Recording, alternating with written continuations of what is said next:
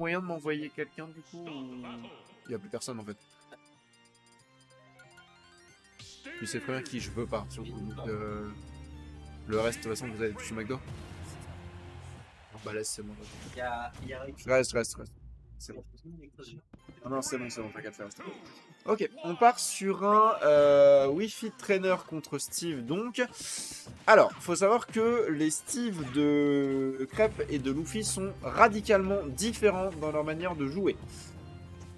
Luffy va avoir tendance à être beaucoup plus dans la tentative de setup et dans la tentative de punition de son adversaire. Crêpe est beaucoup plus agressif dans sa manière de gérer son approche. Pour le coup, Kurako, c'est un Wi-Fi Trainer qui est vraiment très agressif également. Et qui vient de me dire que le match-up était vraiment pas dégueulasse. Je le prends sur parole, même si, j'avoue, il y a des trucs que je comprends pas bien sur son raisonnement. Mais en même temps, le mec est 1000 fois meilleur que moi au jeu. Donc... attention, on aurait pu setup au F-Smash, malheureusement ça n'a pas été le cas. Le cancel a été loupé et du coup on a récupéré une dash attack. Attention à cette TNT. Et un backer qui va prendre cette première stock. Le trade qui malheureusement ne sera pas à l'avantage de Luffy.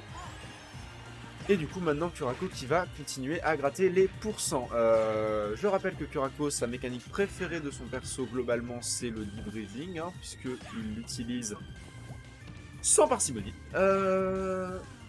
Voilà, comme vous pouvez le constater, des fois Kita risquait de se faire punir, mais en même temps pour lui le jeu en vaut la chandelle et Luffy n'a littéralement plus grand chose dans les mains. Il va falloir craft quelque chose, ok, voilà qui est chose faite.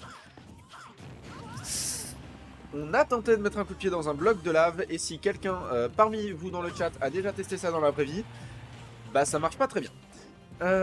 C'est toi l'attaque de Kura? Oui j'imagine, il est tombé. Steve est tombé. Luffy est tombé dans la zone du bas. Rip Luffy. Ok. Oh. Bon, du côté de Luffy, là, ça va être très difficile de remonter en termes de pourcent. C'est vraiment... Bah, c'est mort. C'est littéralement mort. Double spike, enfin, double donner très bien joué de la part de Kurako. Et on va partir sur la suite de ce set. J'arrête tout de suite. Merci beaucoup.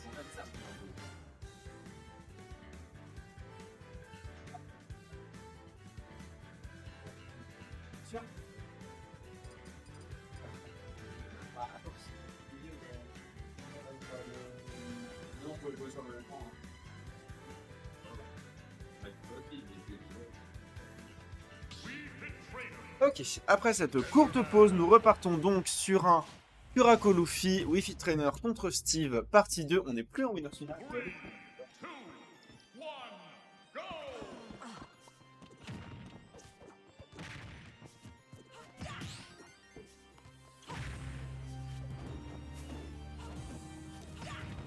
Très bien. Alors. Et bah je suis parti 10 secondes et Steve est à 51%. Wi-Fi Trainer, ça a vraiment un damage pool de cinglé. Mais Steve également, puisque on revient pratiquement immédiatement à l'even en termes de pourcent.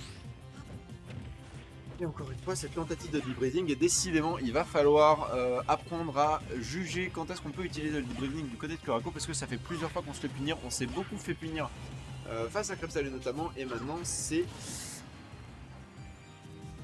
la stock de Luffy qui s'en va vers d'autres cieux.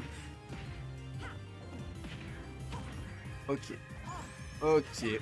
Déjà une stock entière d'avance que Kurako a pris. Kurako qui a décidé de speedrun ce set. Et comme je le comprends et comme je l'en remercie, il est tard. Et on a le backer de Wi-Fi. Je rappelle le backer de Wi-Fi qui est très similaire au backer de Snake dans l'idée. C'est-à-dire qu'il fait très mal et il sort relativement vite. Le Smash qui va enfin prendre une stock. Est-ce que ça va suffire? C'est une très bonne question, puisque je vous rappelle que du coup c'est un Wii Fit avec un debreeding gratuit en sortie de plateforme. Ouh, et par contre c'est une taxe Steve qui aura été ratée puis réussie. Et maintenant 75% sur la Wii Fit Trainer contre 111% sur le Steve. J'ai bien peur que ça, par contre, ça soit une difficulté supplémentaire. Luffy, j'ai l'impression qu'il a tendance à...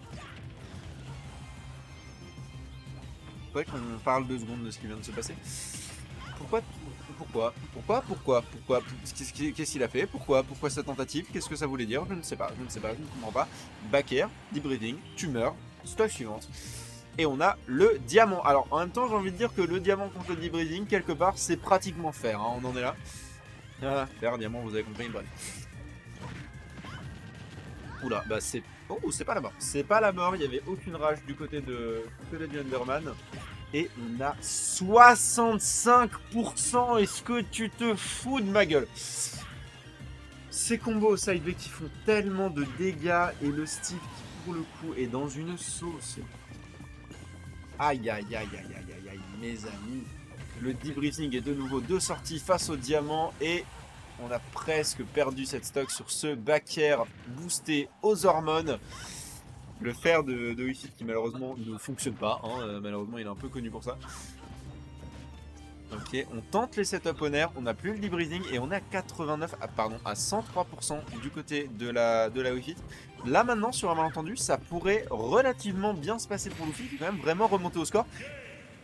Ça a tué. Ça a tué, par contre, ça a trade vraiment moche pour le coup. Ça aurait pu être dangereux pour les deux, mais c'est Luffy qui a perdu cette stock et on est sur un 2-0 pour Kurako. C'est moi, c'est...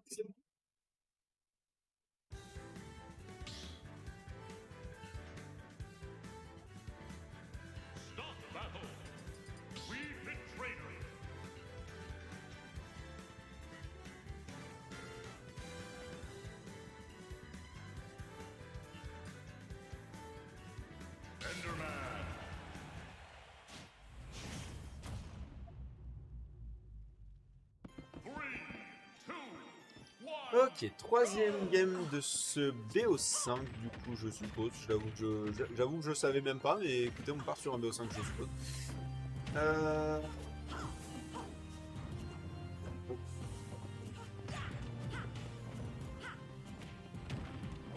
Et là pour le coup c'est Kurako qui est en train de se faire dérouler, hein. J'en ai bien peur.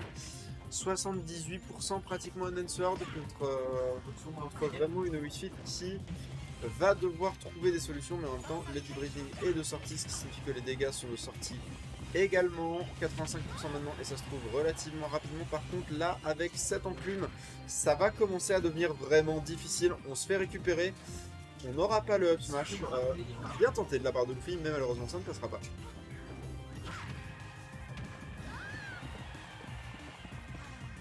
Et Luffy qui, pour le coup...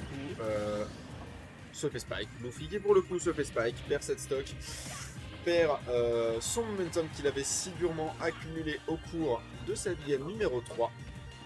Et enfin, voilà, le Poratro qui va mettre Kurako dans une position non confortable, mais c'est pas totalement vrai, puisque en dehors du terrain, c'est la maison des Wii Fit, hein, on le rappelle. Il a mis 35% alors qu'il était même pas sur le terrain. Ok, un 58%, une tentative de spike, extend sur le minecart. On n'a pas eu le spike, mais on a quand même eu la hitbox, on a eu les dégâts, et c'est le plus important, le back hit du forward smash de Wii Fit qui va mettre des sales dégâts également. Le down smash, vraiment pour le coup Luffy qui se fait balloter comme rarement, j'irais même jusqu'à dire comme Jaja. Ah, c'est très difficile pour le Steve. 141, 153, un deep breathing tout neuf du côté de Kurako. Allez, 29% qui dit mieux, et c'est une stock qui part du joueur de Steve. Potentiellement sa dernière stock du bracket, puisqu'on le rappelle, s'il perd celle-là, il se fait littéralement sortir aux portes du loser semi, pendant que Kurako ira lui récupérer son potentiel trône. 82%, 96%, un Steve dans une difficulté peut-être mortelle, 112%. Et c'est un Up Smash qui vient clôturer ce set en BO5 qui finalement a été beaucoup plus rapide que prévu. Merci à nos compétiteurs, félicitations à eux. Merci Luffy pour les travaux, merci Kurako pour les travaux également. Et on part sur la Loser Semi. J'ai plus de voix, au secours.